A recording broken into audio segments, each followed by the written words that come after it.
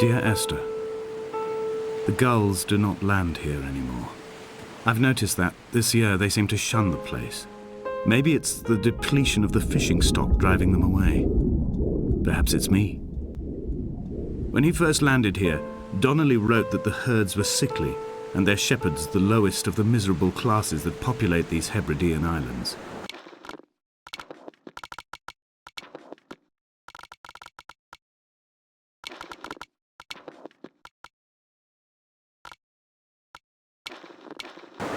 "300 years later, even they have departed.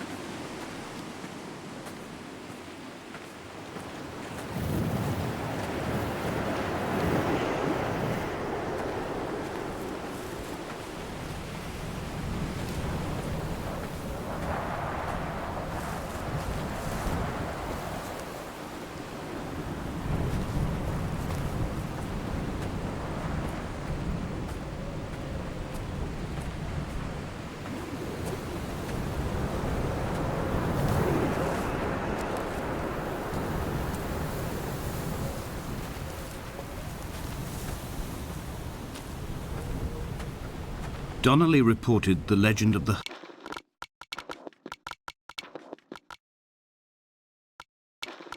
hermit, a holy man who sought solitude in its most pure form.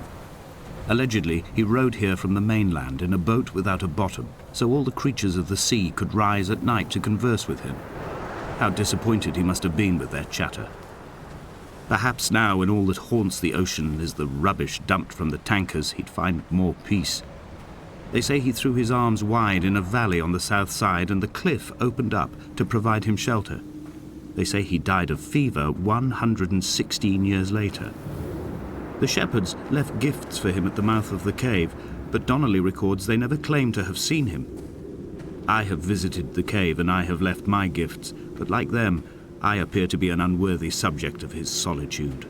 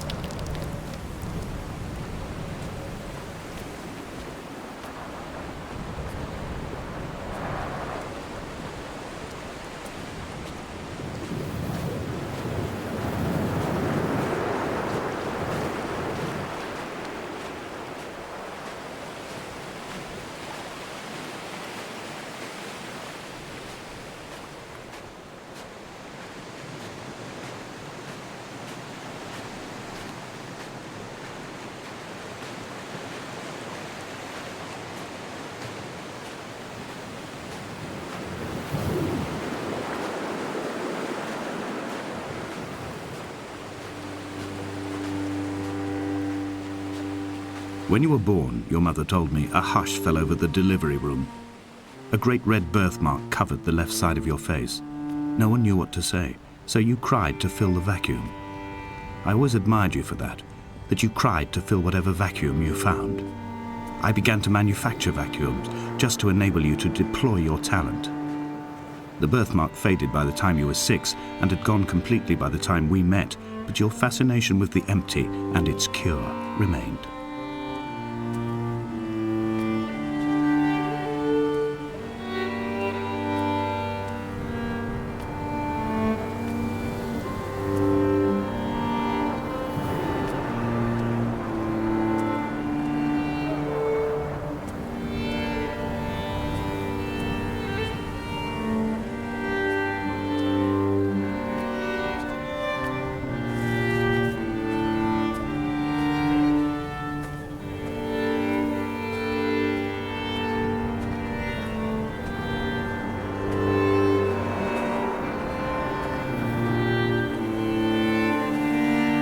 A wonderful sight. The moon cresting the junction between the cliff path and the stone circle. It cast a shadow of the ridge across the beach, all the world as if you had signed your name in untidy handwriting.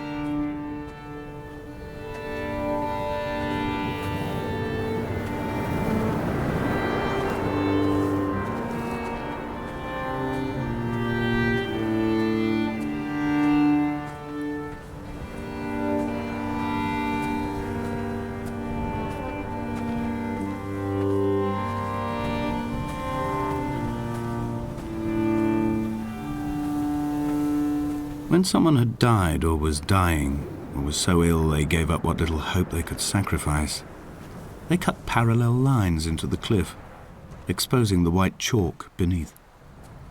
You could see them from the mainland or the fishing boats, and know to send aid or impose a cordon of protection, and wait a generation until whatever pestilence stalked the cliff paths died along with its hosts. My lines are just for this: to keep any would-be rescuers at bay. The infection is not simply of the flesh.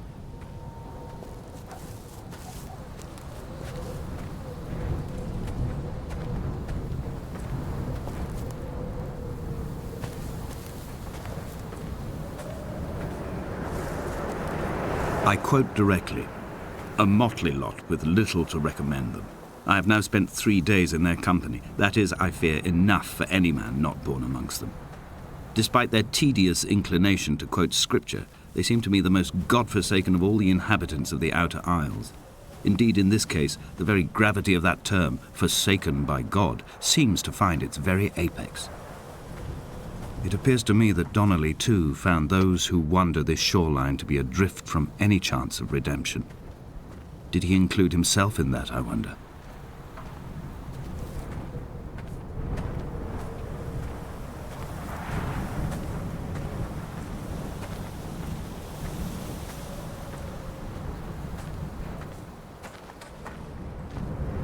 Dear Esther, I met Paul. I made my own little pilgrimage. My Damascus, a small semi-detached on the outskirts of Wolverhampton. We drank coffee in his kitchen and tried to connect to one another. Although he knew I hadn't come in search of an apology, reason or retribution, he still spiraled in panic, thrown high and lucid by his own dented bonnet. Responsibility had made him old. Like us, he'd already passed beyond any conceivable boundary of life. I would leave you presents outside your retreat in this interim space between cliff and beach. I would leave you loaves and fishes, but the fish stocks have been depleted and I've run out of bread. I would row you back to your homeland in a bottomless boat, but I fear we would both be driven mad by the chatter of the sea creatures.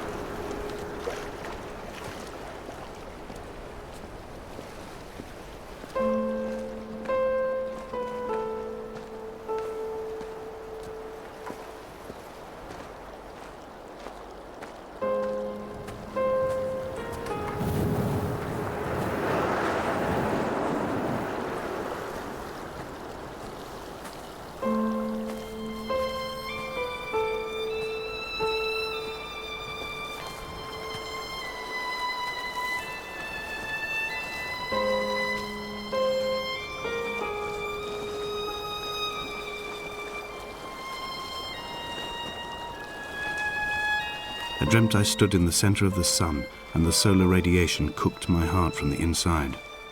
My teeth will curl and my fingernails fall off into my pockets like loose change. If I could stomach, I'd eat, but all I seem capable of is salt water. Were the livestock still here, I could turn feral and gorge. I'm as emaciated as a body on a slab, opened up for a premature source of death. I've rowed to this island in a heart without a bottom, all the bacteria of my gut rising up to sing to me.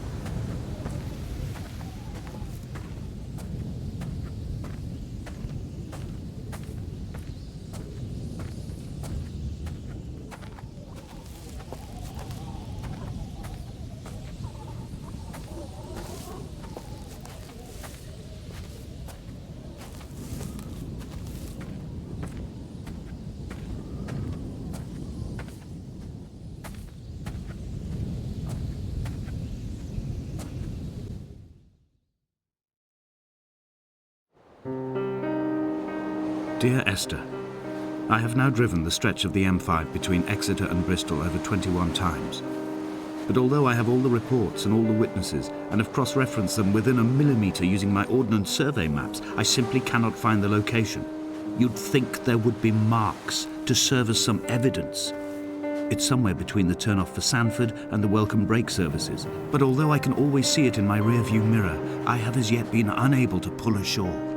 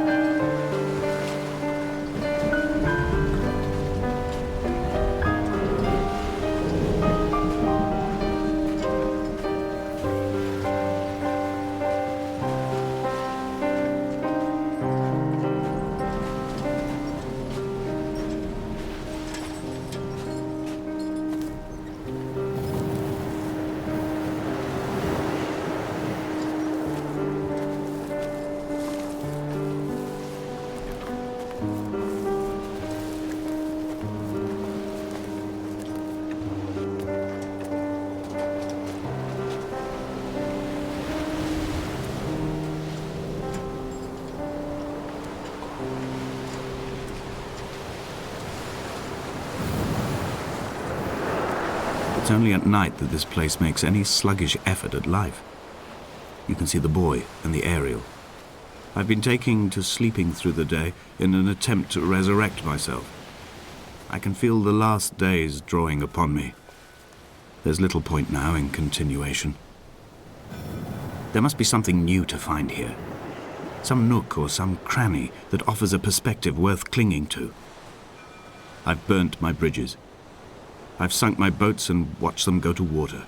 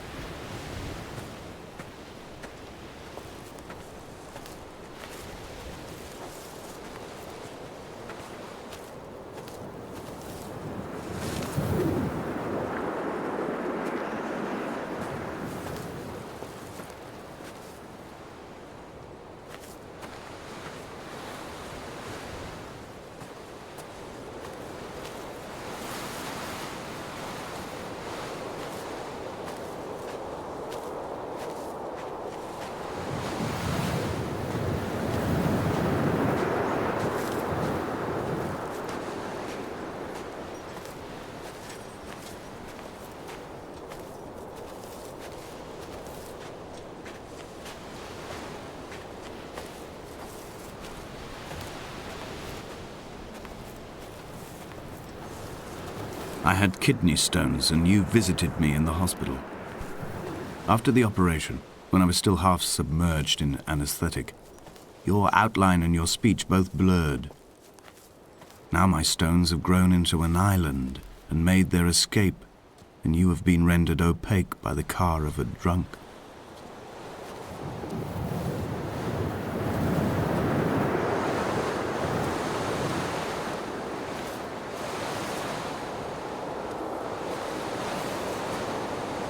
Is this what Paul saw through his windscreen? Not Lot's wife looking over her shoulder, but a scar in the hillside, falling away to black forever.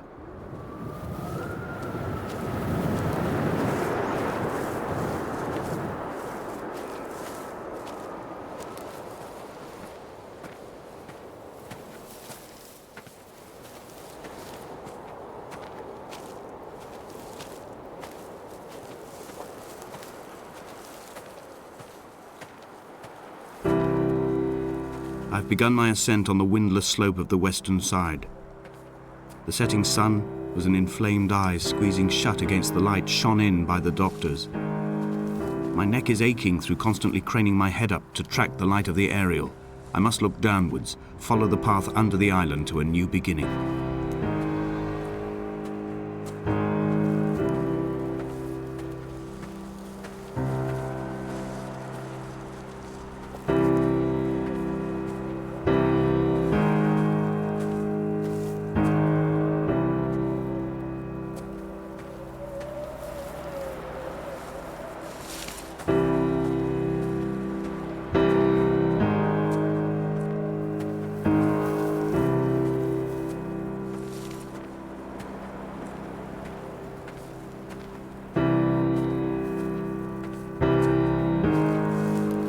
The bothy was constructed originally in the early 1700s. By then, shepherding had formalized into a career. The first habitual shepherd was a man called Jakobsen, from a lineage of migratory Scandinavians.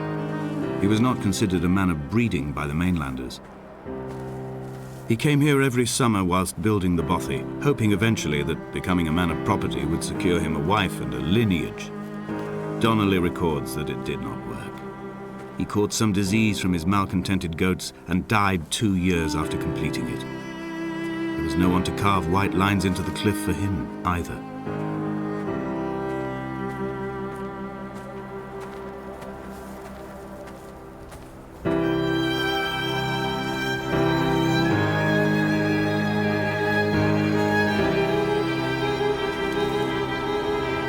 When the oil lamps ran out, I didn't pick up a torch, but used the moonlight to read by. When I've pulled the last shreds of sense from it, I will throw Donnelly's book from the cliffs and perhaps myself with it. Maybe it will wash back up through the caves and erupt from the spring when the rain comes, making its return to the hermit's cave. Perhaps it will be back on the table when I wake. I think I may have thrown it into the sea several times before.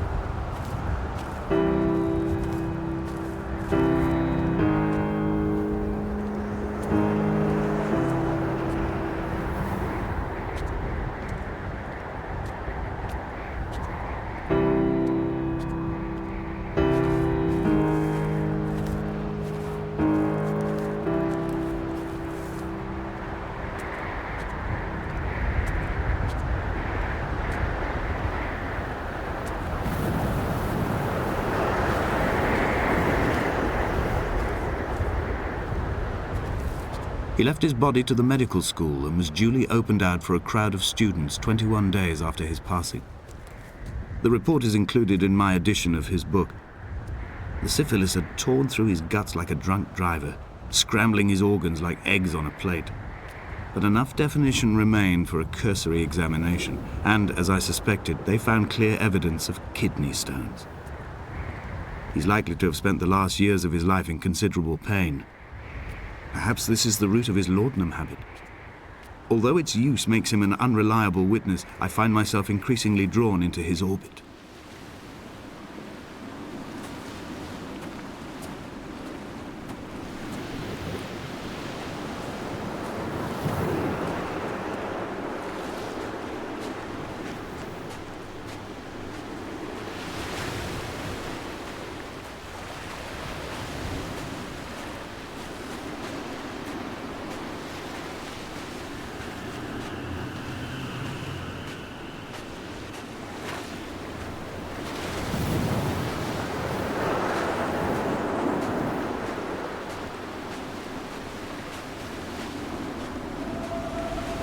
Climbing down to the caves, I slipped and fell and have injured my leg. I think the femur is broken. It is clearly infected. The skin has turned a bright, tight pink, and the pain is crashing in on waves, winter tides against my shoreline, drowning out the ache of my stones. I struggled back to the bothy to rest, but it has become clear that there is only one way this is likely to end. The medical supplies I looted from the trawler have suddenly found their purpose. They will keep me lucid for my final ascent.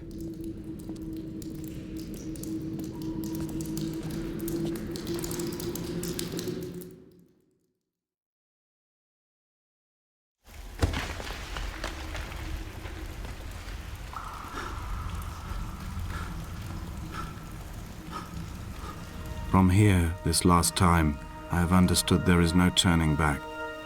The torch is failing along with my resolve. And hear the singing of the sea creatures from the passages above me, and they are promising the return of the gulls.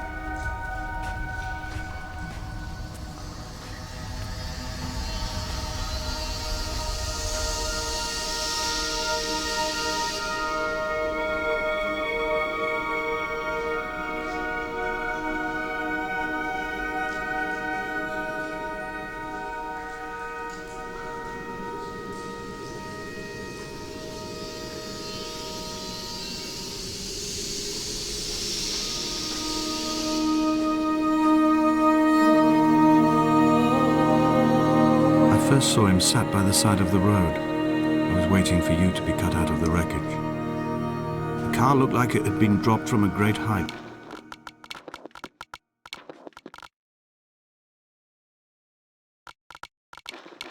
The guts of the engine spilled over the tarmac, like water underground.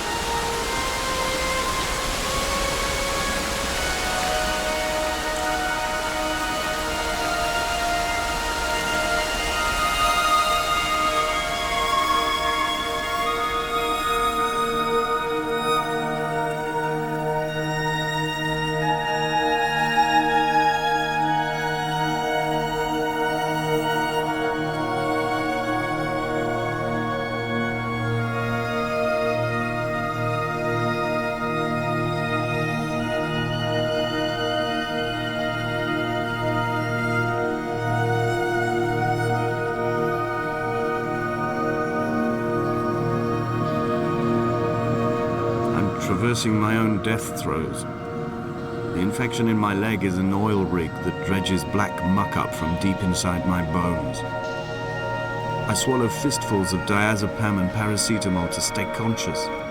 The pain flows through me like an underground sea.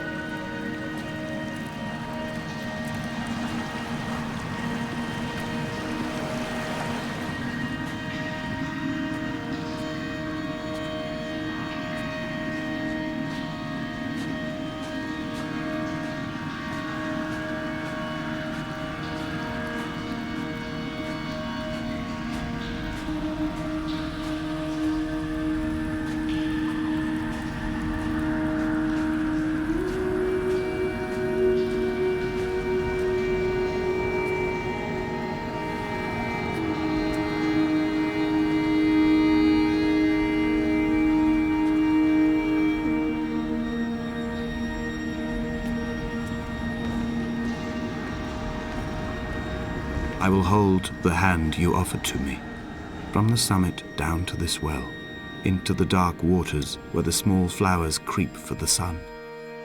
Headlights are reflected in your retinas, moonlit in the shadow of the crematorium chimney.